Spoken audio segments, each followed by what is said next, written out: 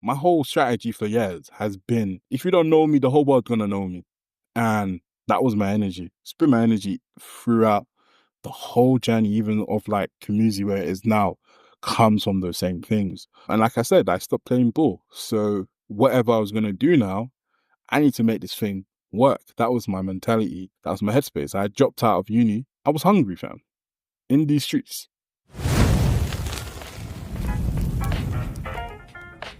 This week, I'm speaking with Alex Fefegha, the co-founder and principal director at COMUZI. Alex and I talked about his incredible journey from being a young budding footballer to becoming an IT technician to eventually being able to work with huge AI projects with companies like Google. So we dug into, this idea of being a creative technologist. And we talked about the incredible story that I actually didn't know, having known Alex for years, but I didn't know the full story behind COMUZI, which is the creative studio that he has built with his co-founders. So it's a really incredible story, and I know you're going to love this episode. You can find Alex online on Twitter at LexMakesThings. You can get the full show notes, transcript, and read my newsletter at theknowledge.io. And if you love this episode, please do share it with a friend. And don't forget to leave a review wherever you listen to podcasts, because it helps us tremendously to reach other people just like you. I think you call yourself a creative technologist and you've been in technology for a while. But was that something you grew up with? Did you always have this passion for technology? Or was that something that you had to develop kind of as you grew older?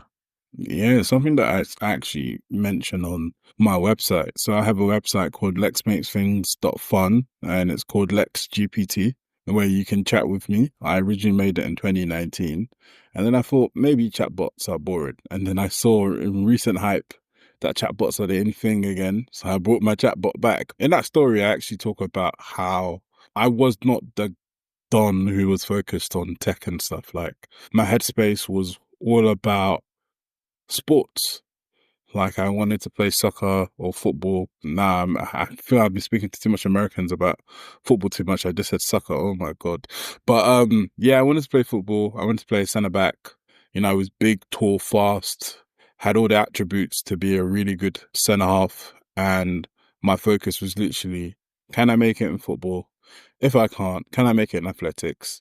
Because I was fast. If I can't, can I go be like a sports psychologist or a strength and conditioning coach? One of those two. I was really interested in performance and what helps someone perform better. And that element of helping someone perform better kind of brings me eventually, as we talk about the AI conversation, because that same thing was something I really focused on. I was really interested in performance, and that inspired me from like when I was like 15, because you're from South London, the economy at home is tight. So are you getting the nutrition you need? Are you getting the rest you need? Are you getting the care you need? How does that accommodate your body to be able to perform at a level, especially if you're a young athlete trying to get to the highest of your sport? What are the environment you need in order to be performing very well, especially at the time that, you might talk so much about the physical attributes of an individual, but the mental attributes of an individual was something that wasn't spoken about. And so I was very interested in sports psychology in terms of its impact with people who play golf. And for me, who knew nothing about golf, I was like, what do you mean you need sports psychologists for this? Da, da, da, da, da. But now, as I'm older and I watch sports more and myself playing sports, and I understood about, I would perform in environments well where I felt confident. But in environments where I didn't feel confident, I'd second guess myself. Things wouldn't feel natural. So my background very much was sports. Like, I studied a sports science, BTech. I got like personal trainer qualifications, sports coaching qualifications. I was actually planning to go to university to study sports science as a BA, and then somehow get a scholarship to go to the States to study some sort of master's in like sports psychology or something like that, or try to navigate the American education system where you have to study first and then you get drafted into some sort of major league or something. Like, that was my whole headspace. The only thing that actually stopped me going back was actually like not having money, because I didn't really understand like the Division 1, Division 2, Division 3 education system that the States has. Every young athlete in the States want to go to Division 1 university. So that's where the full scholarships are going to be. That's where trying to get into the NFL, trying to get into the MLS, trying to get in the NBA, trying to get in the NHL and the other sort of sports association leagues or individual sports. Division One had the facilities and stuff. I didn't know anything. I just wanted to be there, but there was a lack of money because I wasn't getting full scholarships. It was like you have these companies where they tell you to play exhibition matches. So you might be one player, you play against a bunch of players, and then you have like people who watch you and they scout you, and then they help you go to the States. But you need money for a certain process. Then you need a university to watch you. Then you need a university to give you a scholarship. It ain't gonna be a full scholarship, and all of those stuff. There's a bit more networks. Like, for example, I have an interest in American football. It was something that people were trying to get me to play for years. A couple of years ago, I took it up as a sport after I was in America in the gym and someone saying to me like, yo, what's your 40-yard dash? And I'm like, I don't know. And he's like, bro, you can go to the NFL and make money, da da da da da. And then I happen to be in the gym in the UK. Someone comes up to me again and goes, what sports do you play? And I'm like, gym. And it's like, nah, I think you should play American football, da da da da. So I took it up and I took an interest. And I began to realize, okay, there's like an NFL academy, which now actually helps young players from the UK be able to have the opportunity to train, live the American football lifestyle, play American football matches, but also have the exposure to those Division One universities and other universities which can help move their destiny. And that's a whole completely different game. And so I guess at the time when I turned 19, I was very much like asking myself, I haven't got a professional club contract. I can either play semi-pro football and really try to do my best to like perform and pray that I can get an opportunity, from playing professionally. I didn't mind what level I played. I just wanted to play football professionally. I really loved it. I felt like I was good at it. But there's many other people who are just as good at me or even better than me trying to pursue the sport. And, and it's such a hard sport. There are people I played with that I thought they were unbelievable and they ain't pursuing ball. They're not playing it right now. And so it's just a hard thing. So, one of my closest friends, Rich, was studying multimedia technology at Brunel. And it actually happens to be called digital design now at Brunel. And he was learning how to make websites. He wasn't the best with it, as I banter him. But, I began to like be interested in the tech world, mostly around the culture of tech startups. Like, can you create your own startup? Can you, you're hearing stuff about like Larry Ellison, the founder of Oracle, buying a beach, and you're watching this on E! News. There used to be three of us, me, Richard, and Ernest, and we'd be in Ernest's house watching these videos and stuff, and we're like, yo, I'd love to be a tech entrepreneur. Da, da, da, da, da. And then it was like, how do we enter it? How do we dabble in it? So at the same time, just that nature of who we were very entrepreneurial. Richard was always the person that was like an eBay seller. He would sell his phone on eBay. I remember during college, he would sell his phone, stack the money, save, buy more stuff, and then buy a phone back after. That was Rich. That was Rich's personality. Where the good thing I had is I knew a lot of people. So it was like, how do we combine that mindset and that skill set to basically try to make legitimate ways of making money? I grew up in Peckham, South London, in the Nam, in the estates, in the Nis, as we call it. So my headspace, my environment was, if you need to make bread before the ages of 18, bread equals money for those who hear me speak. You do what you need to do, the creative entrepreneurship, and that type of stuff. And you did that. That was the model. I didn't really know the model. Like pre-18, like I said, the economy was tight. You wanted new clothes, you wanted new trainers, you wanted to eat, you wanted to experience stuff. And those who had to do shiny stuff were the creative entrepreneurs. I can't say that I wasn't tempted to dabble in it. I guess I just had that fear of like getting caught and, having a whole different path. So for us, it was like very much in our headspace was, how can we like have the same energy that these men have, on a more legitimate scale. That was literally the whole mindset. Like, I had no grand plan whatsoever. I was just broke and just wanted to make bread. Like, I had no, oh yeah, here's a grand master plan. And I knew about technology. I knew that AI was coming. I had no clue. So I was just going to ask, did you have much access to computers and stuff at the time? Because I remember, so I was talking to Richie Brave about this, if you know him. But what I find funny is that I remember there's a distinct period of my life, probably even when I was quite young, like 14, 15 or so, where I had access to computers, but only through the school library. And I lived across the road from a library, so I saw books about coding, and so there's some stuff that I learned, but I learned it for the purpose of designing websites. But beyond that, I had no idea that there was an actual industry of legitimate tech companies, and I think I just didn't even see that at all. All I saw was, okay, here's ways you can make money today, and that's about it. And so when it wasn't useful for that, then I didn't really take it any further beyond that. No, I think it's a very true point. You mentioned the library, like the first, my granddad, who was a university lecturer, he predominantly lectured in Nigeria, but I think he decided to move to England back to to want to study, I mean, not study here, to lecture here. He had a PC that he bought, set up, but he didn't know how to use it. So he was going to there's still a charity called Pecan, which was all about I think it's an employment support charity. But at the time in 2003 and that they had learn how to use computers. So when my granddad's predominantly come from a world of typewriters and, pen and paper and then move into the computer, he had that first exposure to learning that way. When I was much more younger, I think I did have a PC for myself. My grandparents wanted me to study in Nigeria, so I studied in Nigeria for 2 years or so when I was young. And I remember the IT lessons. You have one PC. Would they bring one computer to the class between 50 people, fam?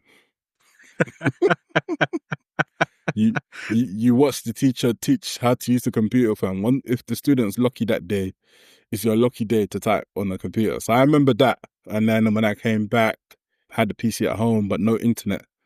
So I'm just playing games on there. But I used to go to the library. And when I would go to the library, I would get into the floppy disk culture. So I would meet people who had games on floppy disks. And then what I would do would go to these websites, get my floppy disk, download Mario, Prince of Persia, bare games and put in a floppy disk, and then go home and put it in because there was no internet, fam. So you need to get them games on floppy disk. I remember playing miniclip games. That was my whole library experience, was gaming. I literally just gamed in the library for a long period of time. And then in secondary school, we used to have ICT classes, and ICT classes, the teachers did their best. I think ICT classes were classes where most of us did not really pay attention. It was kind of a free-for-all lesson to basically just play games. I think I played games throughout every ICT lesson and what football compilations on YouTube at the time of different players, man. Now, them, I didn't even know 480p, whatever quality that it would probably be. But back then, all I'm doing is watching YouTube compilations of footballers, watching Neymar, Santos and Ganso and all of them stuff like that. That was my life. And then what happened was actually there was a moment in 2011 where I actually got kicked out of college. Fortunate story, I got arrested the night of an exam. So while I studied a BTEC for science, I did the A levels in performing arts at the same time. I went to a college in Sunbury called St. Paul's, and I was actually playing for a team. Who was I playing for? Tuna and Mitcham. They had they're a semi-pro club, but they had this academy program. When you're in that age, is you would have football clubs, either professional, mostly semi-professional football clubs, or the lower league professional clubs who would have these academy systems set up around football. So you would have kids who would come and study a BTEC, and then you would get the football team's kit, you would train for the team, and you would play on Wednesdays in the youth leagues and stuff like that. So I went there and I got arrested, and then they were like, yeah, you're going to have to repeat college again. And I was like, damn, one day the person I was seeing at the time in 2011 wanted to go to, was looking at college viewing days because they were at one college and they wanted to change the college. So I went to view the college and then I studied performing arts as an A level. And that is hard because they're like two different worlds of sports science and performing arts. But because I did a drama GCSE, it was like I have an opportunity to do an A level. And when you're trying to pursue the sports sort of thing, it's very rigid in terms of like, if you're somebody who maybe has been raised in a very academic way, like my granddad was very big on academics for me. So you're not really having a lot of leeway in terms of like, if you wanted to study A levels, it's going to be a madness. But if you studied a BTEC in sports science, the course was structured around your football, so you can train and do a lot of things around that. So I was like, okay, I'm a person of multiple interests. That's always been me. I'm going to keep this A level in performing arts. And so there was a performance. You're doing a performance at this period of time. There was a lunchtime performance and there was an evening performance. I'm trying to get back. So after doing the viewing, I'm trying to go through King's Cross because Sunbury is like past Kingston. You literally need to get to Waterloo. You need to take a train all the way past Kingston, get to Sunbury, and then you basically, is it Sudbury or Sunbury? I can't remember. It's near Feltham somewhere, but St. Paul's College, sixth form, and that type of stuff. So I happen to go through King's Cross. She then mentions that she doesn't want to come anymore. So I go, okay, cool. I need to cut. So I'm going to start leaving by my ones. A police officer goes, like, can we, stop and search you? And I go, no, because, like, I need to get to college. Like, I can't. I'm running late now. I need to speed. And growing up in ends, I know how to navigate the stop and searches, where some of my friends will give the police, a hard time and that type of stuff. My thing I realized over time was if I just spoke to them in a nice way and said, yeah, you're right, had a bit of banter, the searches is less vigorous. It's more blessed and everybody's your friend and they actually leave you alone. Like, that's something I learned it's interesting. It's like they wanted you to provoke them. And I learned that the tactic is not to provoke in any way, shape or form. I said to the police officer, look, I'm rushing. I need to get to like college. Like, can you just allow me to go? The police officer goes, yeah, smelling of weed. Dude, at that time, I had never smoked weed in my life. So I was like, oh, please, can I go? He's like, okay, I'm going to call back up. Call back up. I thought it's just going to be a thing of, look, I'm bigger and taller than everybody. So I acknowledge and understand that I am physically intimidating. So I thought, call him back up so you can do your search and you basically just let me go. Like, basically, all right, thank you, mate. Off you go. No, I actually got arrested. I got cautioned for disturbing, was it like disturbing the public peace? Something like that. Like, I got arrested in King's Cross Station and handcuffs and all that stuff. I think, I remember the solicitor that I had at the time basically was calling out the police officer for abusing their power. And yeah, that messed up because I meant to be at a performance and, it was a play and I had been a very key part to that play. But the fortunate thing about that, which leads to this part, is obviously growing up in secondary school, your whole mindset was the way how things was, and this is maybe the flaws of the education system, is, it's a game, right? Get GCSEs, don't get 3 years in college, try to do college in 2, finish university in 3. Like, everything's timed. And I think at the time when they told me that I'm going to have to do first year again, I was so angry. And I was like, what do you mean? Duh. So I need to find something that worked out for me. I began to look at apprenticeships because I had this window for a period of time of how do I study and make money?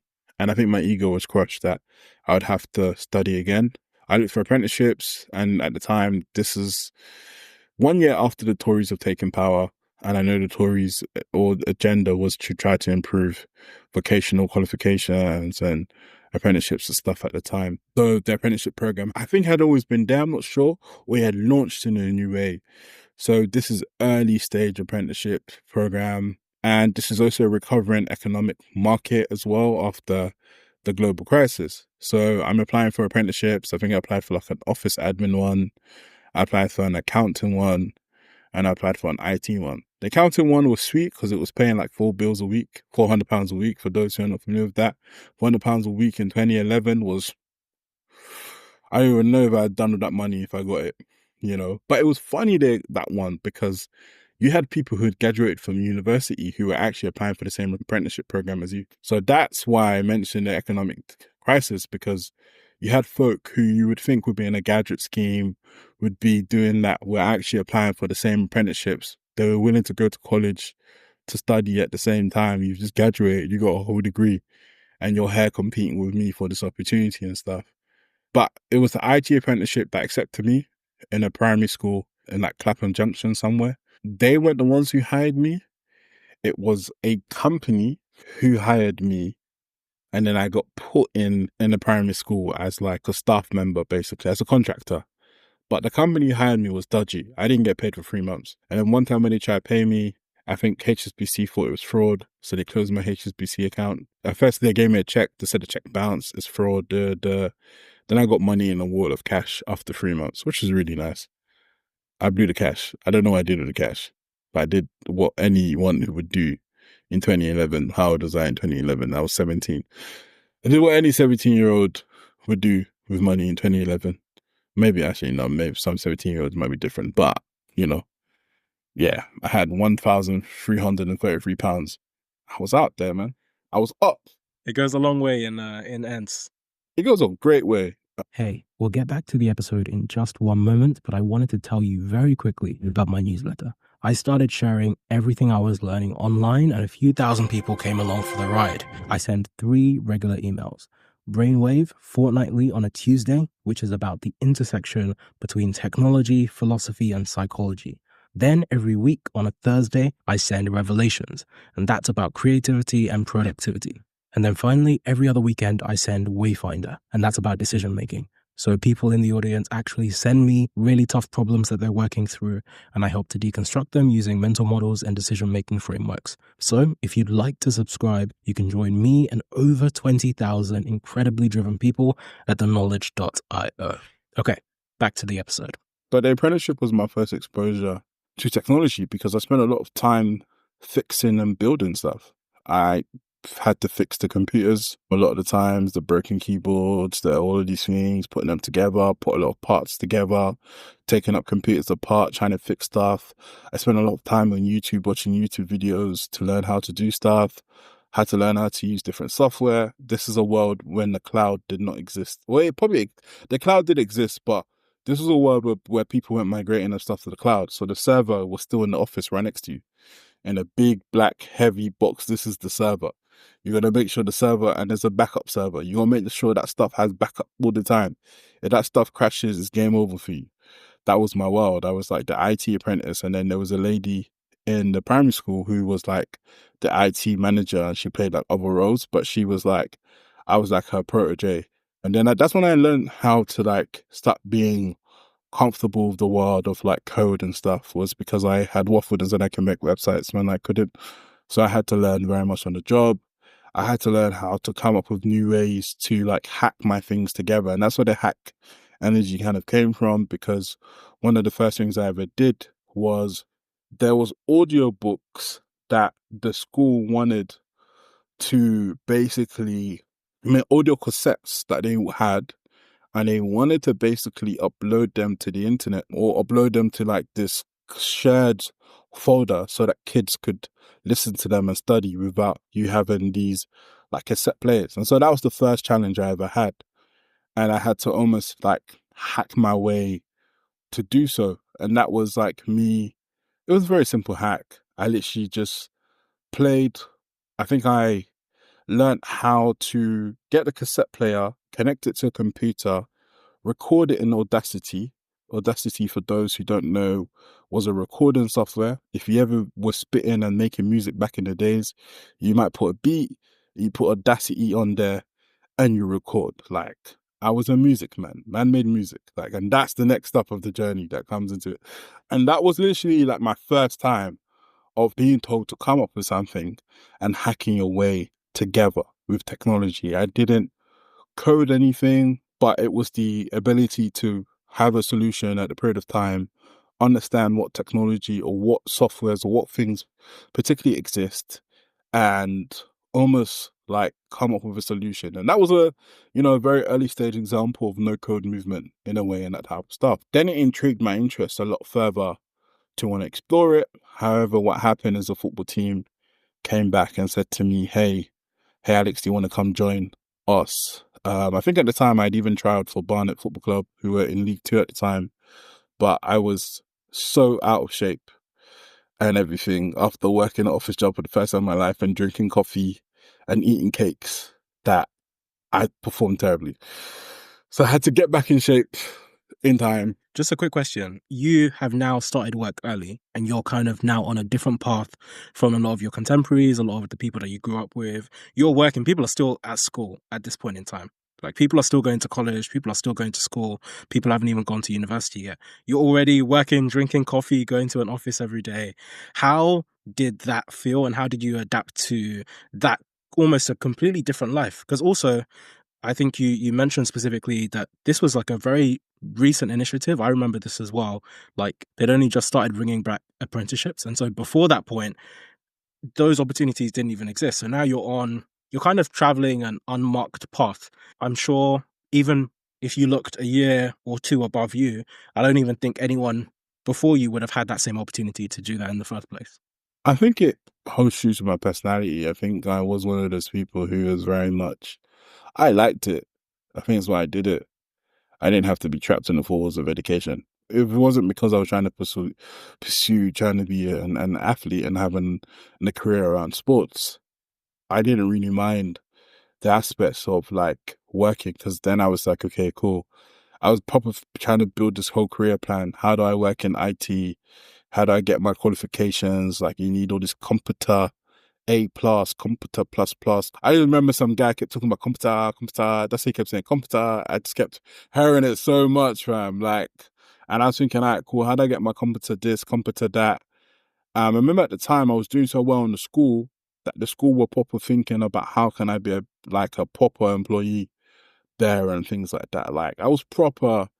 I enjoyed my time. The only issue is I wasn't getting paid on time, and it wasn't the school's fault because they weren't the people who employed me.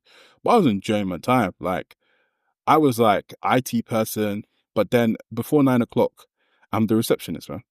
I got to pick up the calls. I got to hand in, I got to help, parents. I got to do this. I got to do that. At 12 or 12:30, when the time lunchtime is, I'm a lunchtime helper. Like that was it. And the dinner ladies, they looked after me well. They fed me. I was broke. So I was looked after quite well and supported really well. I made good friends with some of the teachers. Like I would play Sunday league football with one of the teachers at the time and played for the Sunday league team. Like, so things for me was like it was actually a really cool, rewarding experience. I didn't really feel like, I'm missing like out on friends and things like that. I was like, I see my friends after, but I'm like, I'm getting paid and I'm working. And that was cool for me. But I obviously knew that I still wanted to pursue sports. So I kind of quit the apprenticeship to go play for sports because the football team was like, yeah, we want you to come play. So I went to pursue that and then kind of saw after a while that, okay, cool. I don't see myself getting a professional contract. I need to basically start thinking about other stuff. And so Richard was studying at Brunel at the time. And this goes back to music. And one of the things we had, there was three of us, Machet. Machet was somebody I went to secondary school with. And Machet was making music in Polish. So he was rapping in Polish and things. And we would like collaborate. And there's like a song with myself, Machet, and actually Flo Hayo. Flo Hayo, she's a rapper. She's bloody amazing. Like, I love Flo Hayo so much. The name of the track was actually called Pure Schools Records. I'm still trying to find that track. I might have to message Machet and ask him, yo, where that track at? Those eras was cool, man. That was like some full creative energy stuff. And I had a couple friends who rapped and things. We decided to create a record label called Pure Schools Records and a recording studio. And Pure School Records I had a bunch of friends who made music and they were really cool. And we thought, could we sign them? And like, could we help their careers grow? And it was like, how do we make money? And there was two things: make websites, and that's what we did. Because Richard was trying to make a website, he didn't really know how to make it. Our friend Ernest had a friend called Gabs who was studying computer science at Luton. Gabs then put us on how to make websites. And from there, I just ran with it. Like, it was like, because at the time I'd really kind of gone out, cool, I'm not going to pursue sports like that from a professional capacity because I'm not sure if I'm going to really be able to have that opportunity. And just whatever I put myself into, I'm just really going to, that same athlete mentality, you wake up, you grind, you focus, you do. It's the same thing I'm going to do. And so, getting exposed to making sites, I was like, boom, I'm going to make sites. I'm going to learn how to make this stuff. I'm going to learn how to make this thing even more creative than the other person. And that became my obsession, like for a period of years. And then then we realized, I think we got like a startup loan and then money from like making sites. And then we tried to fund an artist from Manchester who actually had been getting like a lot of listens and plays on radio. And he had a really interesting single.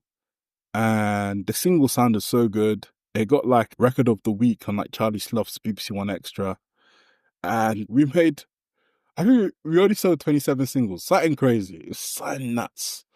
Something nuts. Like, we put £6,000 into we had like radio plugin. We had stylists. We had the video shoot where you got the stylist, you get the Da Vinci's, you get this, you have the model, you have the studio, you have the red camera. It was shot on a red camera, bro. Like, at the time, that thing was not cheap, fam. You get a red camera to shoot. Even now, it's expensive. This is 2013, bro. 2013. I am 19, bruv. And this is what we were trying to do. We had a radio plug. I think she's really doing one. I think it's Wired PR. I might be so wrong, but her name was called Rachel. She was amazing. No, she was doing PR. We had a radio plugger. She was doing PR, like press PR and stuff. So 27 singles. And then we were like, nah, this ain't it, man. But at the same time, I was very much inspired by Troy Parker and Scooter Braun. Troy Parker was the manager of Lady Gaga, and Scooter Braun is the manager of Justin Bieber. And at the time, they were very much talking about, like, there was a thing at the time where celebrities began to invest a lot in social media startups and other startups. And they were very much talking about how technology was going to transform the music industry. I began to grow a lot more closer in it. I began to start buying into what they were saying. And then I was like, I want to be involved. Like, I want to do that stuff. I want to like get technology and music industry together, because at the time, this is different now where Spotify streams, YouTube streams, all of that stuff contributes to somebody's charting position. At the time, the record labels hated tech. You're destroying our business. You're eating our sales, whatever.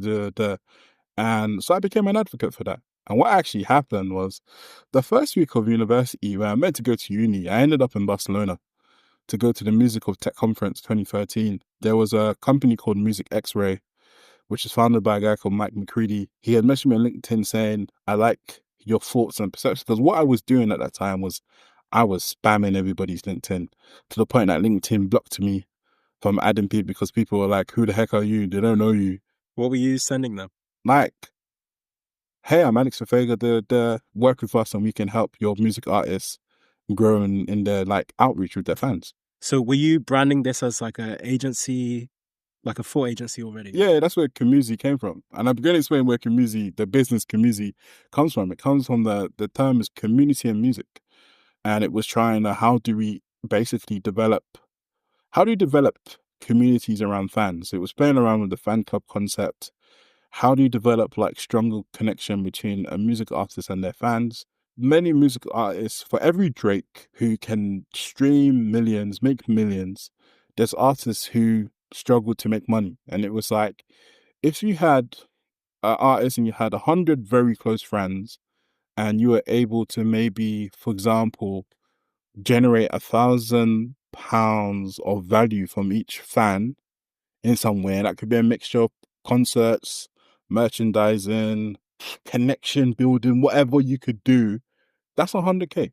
How much music artists can say they make 100K a year from their art? And so we had that sort of passion, like, could we somehow build these relationships and stuff? And this is kind of like a Patreon aspect, because Patreon was launched to sort of help creators and music artists by paying monthly to support them in some way.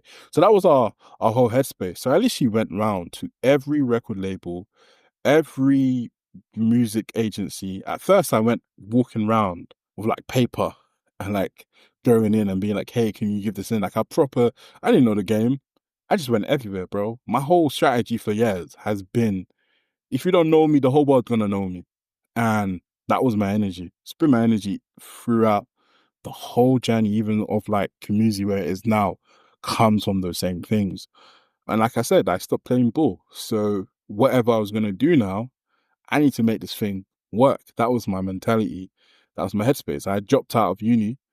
So I was hungry, fam, in these streets.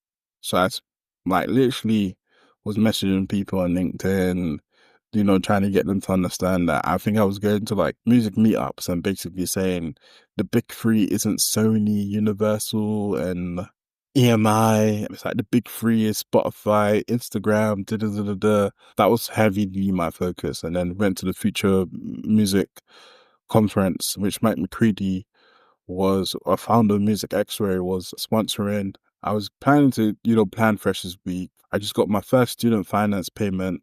I changed my mind. I decided to go to University of West London because I had a London College of Music, and I was actually going to study music management. I made a full life pivot in like 1 month prior to all of these things.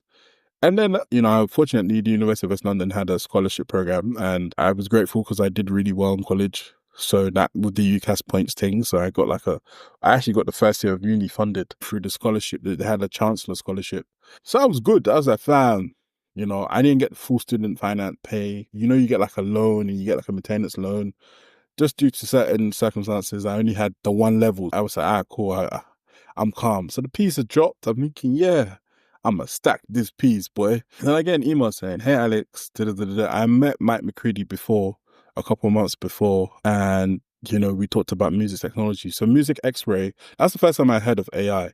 Music X-Ray is basically, I don't know if it still does this now, but it was a platform where music artists or budding music artists could send their songs to this platform and pay. But the difference compared to this platform, compared to others, was Music X-Ray had built a lot of relationships with A&Rs. They would get guaranteed listens.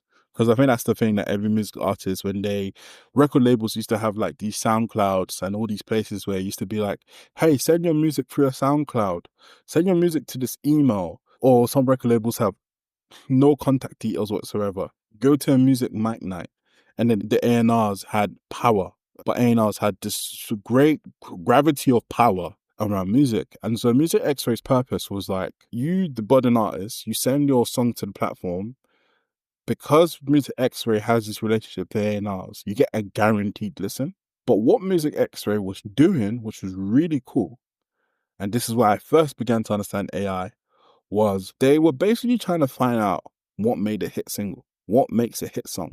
And so the data set they were creating was A&R's opinions on like looking at a song and being able to go, this is a hit song, this is not a hit song, these are the reasons why it's not a hit song.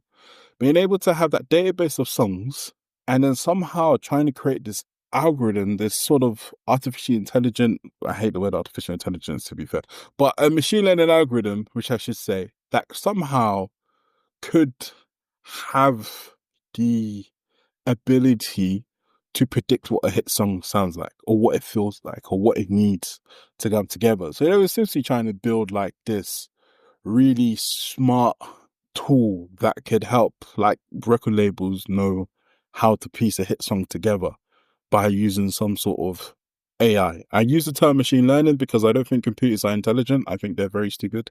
But I think artificial intelligence is the word that folks use and it's good for marketable reasons. But I like to use the word machine.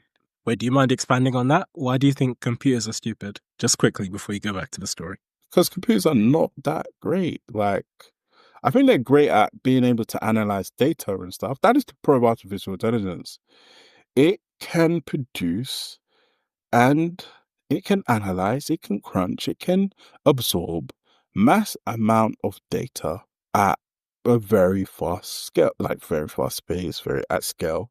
But when you work with this tech for so long, it's not that great. to call something intelligent, right, is an assumption of this autonomous being. This is a being who's autonomous, has agency, who has a consciousness of what it does and how it uses its intelligence to influence a scenario. That is what intelligence looks like. If you were to ask someone what is intelligent or not, there's a problem solving aspect. But from this autonomous, you can put, where when I think of AI, and for me, it's a tool that can analyze data and make predictions.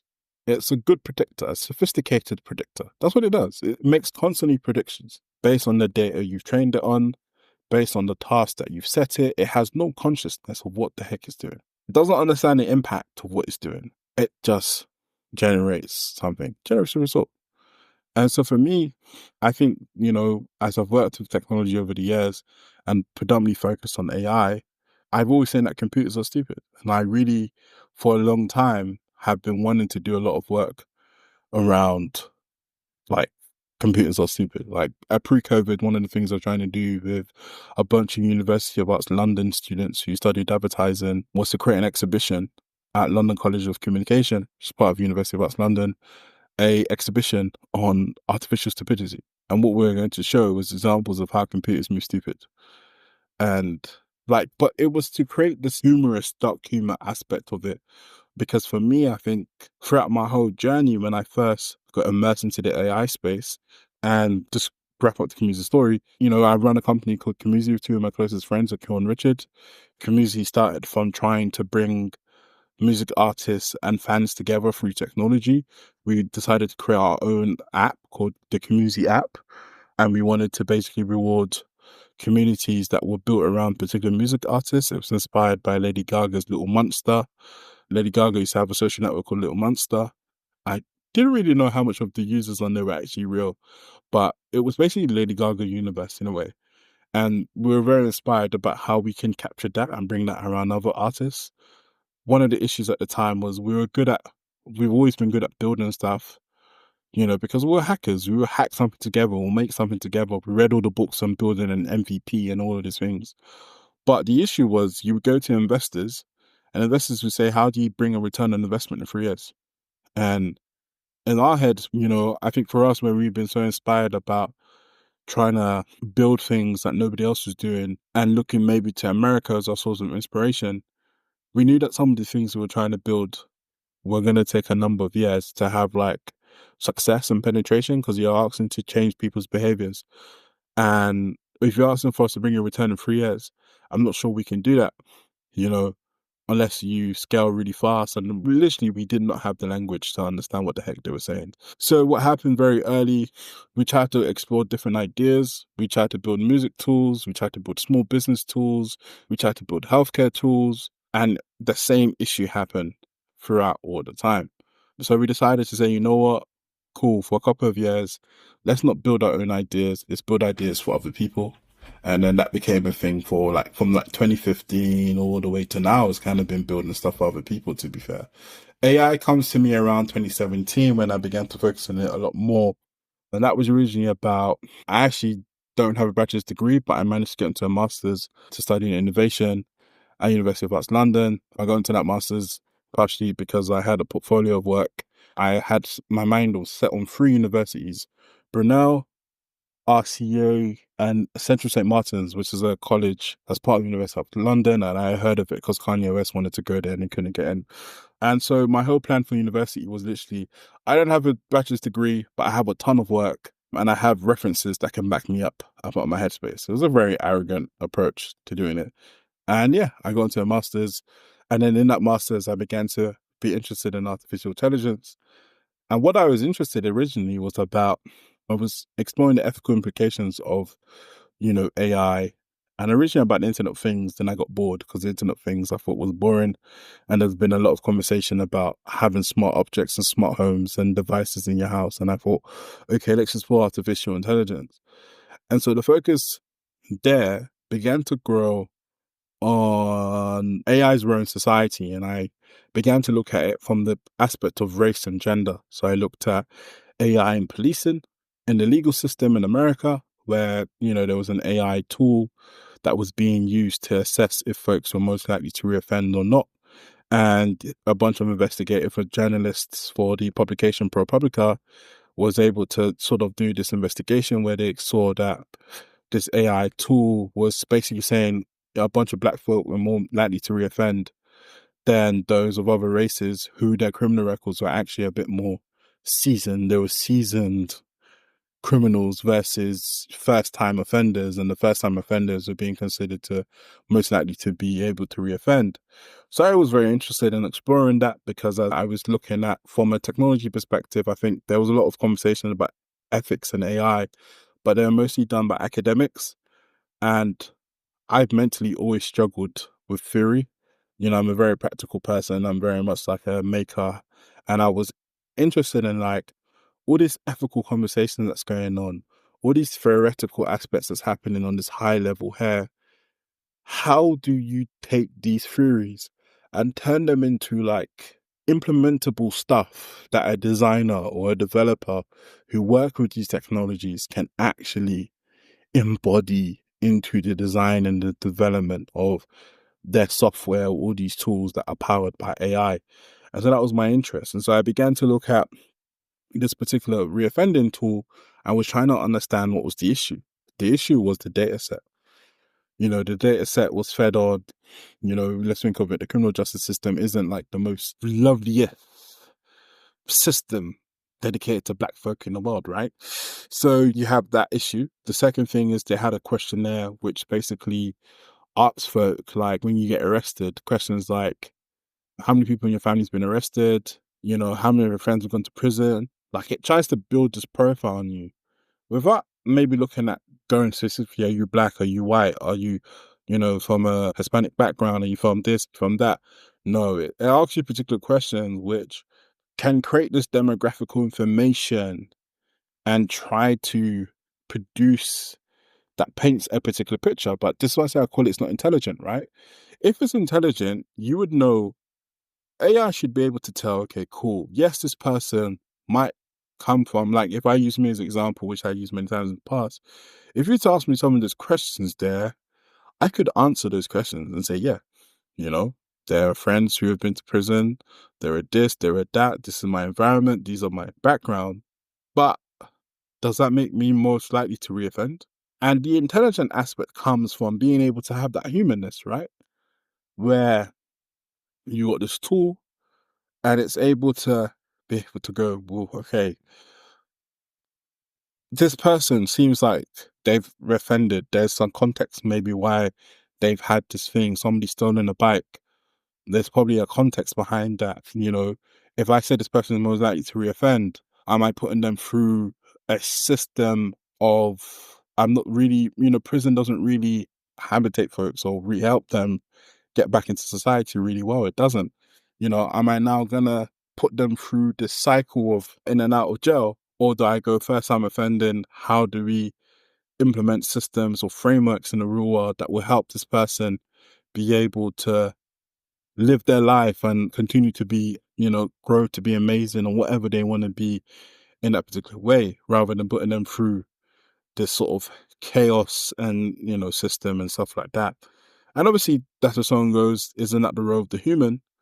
But then I'm like, okay, this is why if humans can't even answer that question well, what makes you think that AI is going to be able to answer that properly? And so I used to have this saying that AI just makes our bad human decisions faster. That is the aspect and the difference. And so I began to focus a lot there. And then I actually stopped. And the reason why I stopped was black guy talking about racial bias, talking about gender bias in AI systems. What folks were doing was ignoring everything I was talking about. You know, I've got blogs on the internet, right, writing about design implementations, how companies can take design frameworks or approaches, how companies can care about these things. Like, I'm a designer, I'm a maker, I make stuff. I don't know anything about like diversity and inclusion, and no disregard to those who do. That there are people who study and they know their stuff. Like, they can break this down, they can speak it, they know the theories, the frameworks, the tools, the everything. I don't know that. I know that stuff. I'm trying to make sure I don't swear, but I know that stuff, you know. And what was happening is I'm on panels, yeah, and I'm talking about these things. Someone's coming to ask me questions about like diversity and inclusion. So how do we implement diversity and inclusion or like I remember once having a company that asked me to do diversity and inclusion workshops. And I was like, yeah. And I didn't, and this is what I'm saying. When I describe this, I'm not trying to devalue the importance of those diversity inclusion and, the efforts. There are many people I know who work in that space who are amazing and they actually do really great, valuable work. But I'm not that person. That ain't my world. That's not my expertise. Go to the experts. And I would have to find people who are experts and be like, this is the person. Work with them.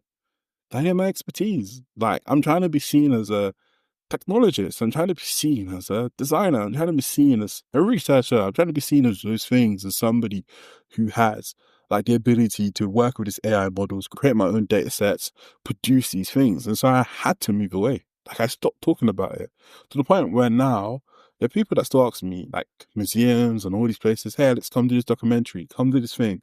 Can you speak about this? And I go, no, I refuse it. Because like I felt like I was being devalued for what I cared about. So I decided to switch, and that brought me to the world of AI and creativity. Thank you so much for tuning in. Please do stay tuned for more. Don't forget to rate, review, and subscribe. It really helps the podcast. And follow me on Twitter. Feel free to shoot me any thoughts. See you next time.